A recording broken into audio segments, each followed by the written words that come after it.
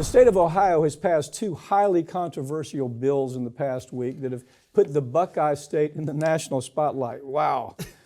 These are just off the... Go ahead and talk about it. The first one is obviously just absolute madness. And that's actually how people in Ohio have described it, absolute madness. We're talking about Ohio says we have now passed legislation that will allow teachers to carry guns in the classroom.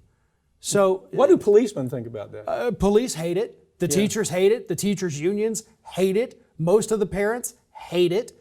And the only people who like this idea, of course, are the NRA and the gun makers because, okay, now you've opened it up to where teachers can buy more guns, so you're going to sell a lot of guns. And the only people that benefits are the people who sell the guns. Well, so there was one discussion where they'd have to have 700 hours of training, right? Yeah. And now that's been reduced to what, 24 hours? 24 hours of training, and they were going to arm the teacher to take care of the bad guy. Right. And the reason the police do not like this idea, and I think, for the crowd that always says, got to back the police. Well, listen to the police on this. Yeah, because if the police get sent into a school and they see multiple different people shooting guns, guess what the police start doing? They start shooting everybody that is shooting. They're not going to say, wait, are you a bad guy or a teacher? Well, how about the Border Patrol guy that came, really the guy who got something done in Texas?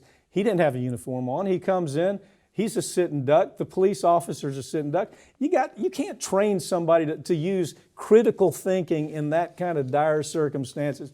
I don't care how much training it is, it's dangerous. Well, not to mention, if students know that there is a gun in the classroom, what you're doing, even if it's under lock and key, you're providing access to something that a kid who may do something may not have previously had access to. My wife, who works with some of the more troubled students, the physical aggressors, she has been overpowered by students.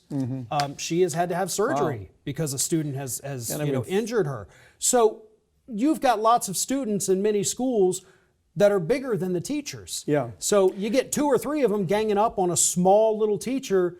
Suddenly, this gun is in the hands of 3 kids who can now take a whole classroom hostage. Okay, so that's one madness story coming out of Ohio, but there's another one. We got to talk about this. The Ohio lawmakers, they advanced this idea that trans sports ban, there needs to be a genital check to make sure that this girl who's saying that she is trans woman or trans female is actually a trans female.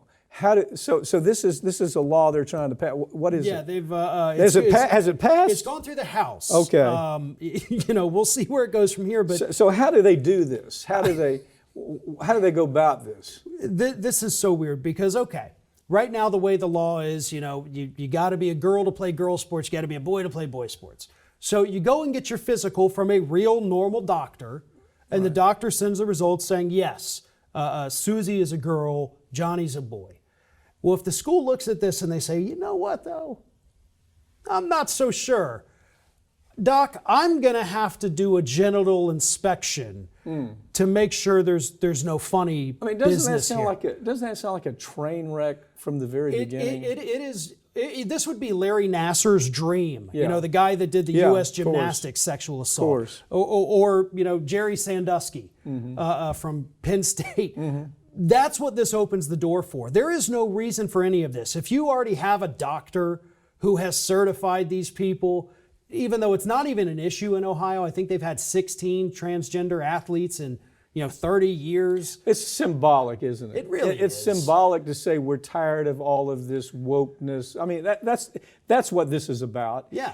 And without ever really thinking, what does it do to the child? The child is called back and we got to check to see if you're really a girl. What does that do to that kid in school? Well, everybody in a high school is going to know if somebody gets called back for a genital inspection. You're going to have these administrators saying, well, her shoulders are a little too broad. Maybe it's actually a guy.